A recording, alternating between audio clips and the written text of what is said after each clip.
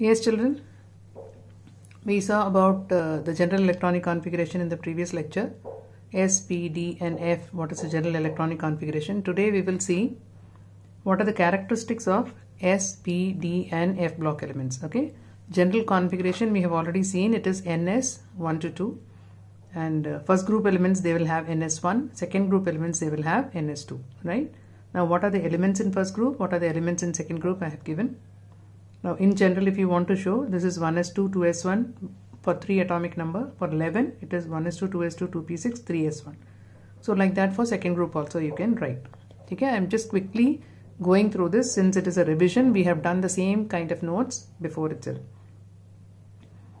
Now group 1 elements are called as alkali metals and group 2 elements are called alkaline earth metals, and they are highly reactive and their ionization enthalpies are very low because of bigger size, and they are found in combined state only. They are never found in elemental state. Then apart from that, compounds of S block elements, they are predominantly ionic. Okay, most of them you will find them, they are ionic in nature, except for the first element like lithium or beryllium. Their compounds, they show a little bit of covalent character, but otherwise predominantly they are ionic, except those of lithium and beryllium I have shown, right? Okay, now let's see what are the characteristics of P block elements.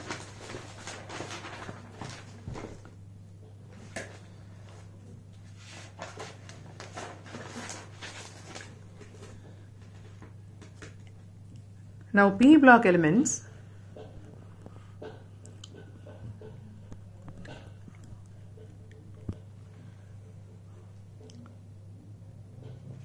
they are present between group 13 and group 18. Okay, both inclusive. Both of them come under P block only, and general electronic configuration is NS2, NP1 to 6. So this is the reason why you say group 13 to group 18. 13, 14, 15, 16, 17, 18. Is it not? 6. So P orbitals, they will have electrons from 1 to 6. So that's how boron is having 2p1 and silicon is having 3p2. 2 electrons are there in the p orbital. And this S and P block elements together, they are called representative elements. The last group, that is your group 18, they are called as noble gases because they have fully filled configuration. They are called noble gases because they are highly unreactive. But these days, xenon and krypton, they have been found to be reactive, but with a few elements like that of oxygen or fluorine, not with every element. Now group 17 elements are called halogens. Group 16 elements are called chalcogens. Chalcogens means ore generating elements. Gen for generating, chalco means ore. And same way halo means salt. So salt generating elements are called halogens. And these noble gases, they have very low reactivity, but group 17 elements, they are highly electronegative. And group 13 to 18, they are mostly non-metals, except for those metalloids, that is silicon, germanium, arsenic, antimony and tellurium. They show both metallic character as well as non-metallic character. The non-metallic character increases from left to right in the period. In the sense, group 13 elements will show more and more of metallic character, and towards group 17 you will find they will show more and more of non-metallic character. That's why it is written non-metallic character increases from left to right in the period. Now these are familiar concepts that you have studied in 10th class also. Now come to D block elements. Now what are D block elements? Group 3 to 12. Now you know the modern periodic table, the long form of periodic table. Group 3 to 12, they are called D block elements. They are also called as transition elements, and their electronic configuration, it ranges between n-1 D 1 to 10, NS 1 to 2, right? Now this NS 1 to 2, why it is so? Because if the D orbitals are having 9 electrons, then 1 electron from S level, it shifts over to this n-1 D so that it can complete the D level. So that is why it is 1 to 10, NS 1 to 2. Like in the case of copper, which is having an atomic number 29, you may tend to write it as 3d9 4s2, but you are supposed to write it as 3d10 4s1. So for this purpose only it is NS1 to 2. Some elements may have 1 or 2 based on how it has to adjust with the previous 3D level.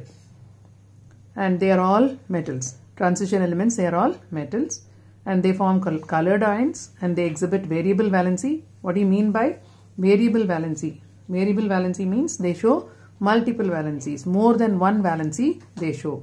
Say in the case of manganese, if you consider, manganese can show +2, +4, +6, even +5, +7. All these oxidation states are shown by manganese. So you say that they exhibit variable valency and they show paramagnetism, many of them. Why paramagnetism? Because they'll have unpaired electrons in that particular oxidation state and they act as catalyst. Now you may be wondering, what is the difference between valency and oxidation state? See, oxidation state is derived for a particular element in relation with the atom with which it is bound. Okay, that is called as oxidation state. Valency is nothing but the number of electrons it loses or gains in order to attain octet configuration. That is called as valency. But in general, we call it as variable valency for even expressing oxidation state. Sometimes we do say it. So you find the difference here. Valency is nothing but the number of electrons gained or lost in order to attain octet configuration, whereas oxidation state is the charge possessed by an atom when an atom is in the combined state. Say for example, if I show you MnO2. Now the oxidation state of Mn here is +4. If I show you KMnO4, here the oxidation state of Mn is +7. How it is +7? Because O carries a charge of -2. -2 into 4 is -8. And K, you know, it's an alkali metal. It shows a charge of +1. So +1 and +7 +8. +8 and -8 will become 0. So this is a neutral substance. Same way on oxygen it is -2. -2 into 2 is -4. So -4 and +4 cancel. Okay, आपको MnO2 एक neutral substance मिलेगा. So this is the difference between valency and oxidation state. Then zinc, cadmium, mercury, they do not show the above properties. That is, they do not show variable valency, they do not show paramagnetism, and they do not act as catalysts.